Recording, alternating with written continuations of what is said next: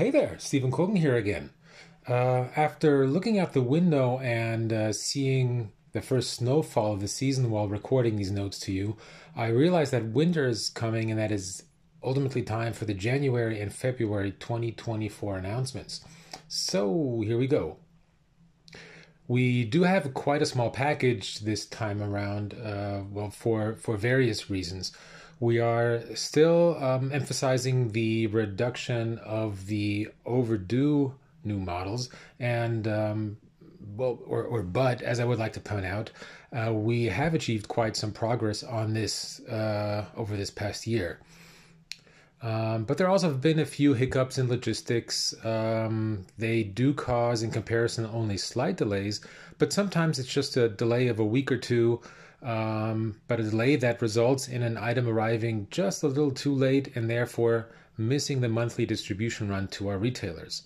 So some items have, just in case, been moved to the next March and April package. And that new package for March and April will be announced at the Nuremberg Toy Fair. So if something seems to be a little late for January and February, we decided to hold back the announcement and rather bring those models as part of a larger March and April release in time for the Toy Fair. Despite the compact size of the package in the 500 scale, it is actually still a little trip around the world nonetheless. We have a sleek all-black A321 from Down Under. We have another heavyweight champ from the Ukraine. A long-requested new model from LATAM, Latin America's largest airline. We have a Spanish airline that is released in the 500 scale for the very first time. Or, for example, we have a new 737 MAX from Turkey. But it's also the beginning of a trip down memory lane. The iconic 727 turned 60. Following its maiden flight in 1963, the first tri-jets were introduced in 1964. Early on, demand was quite slow and Boeing planned to produce only 250 aircraft. As we know now, things did dramatically change to the better, and over 1,800 were ultimately built. We are starting now with two of the largest operators, Delta and Pan Am, and we have more 727s planned for 2024, all in classic schemes of the 1960s, 70s, and, well, some 80s. And probably the highlight for many, a model that we have shown at some model conventions already, our first Virgin Atlantic model in around 2 decades, is now finally officially announced.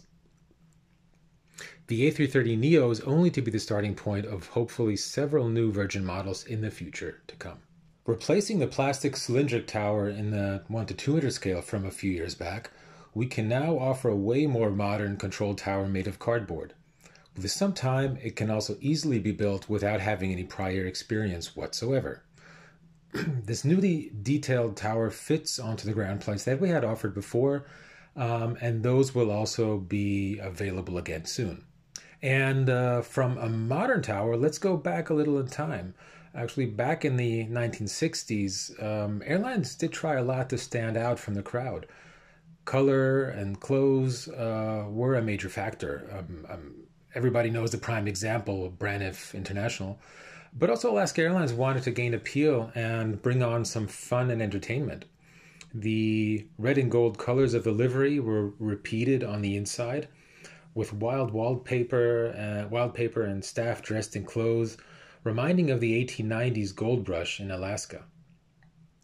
The airline president, Charlie Willis, was even reported to have dressed up and played the banjo on board to entertain passengers.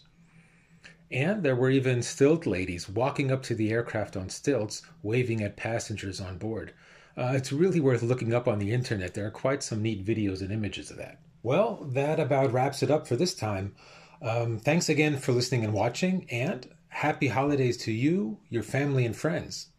Thank you very much for your interest and support this past year, and we here from the Herpa Wings team, we look forward to the many things to come in 2024, and hope that you will be along for the trip.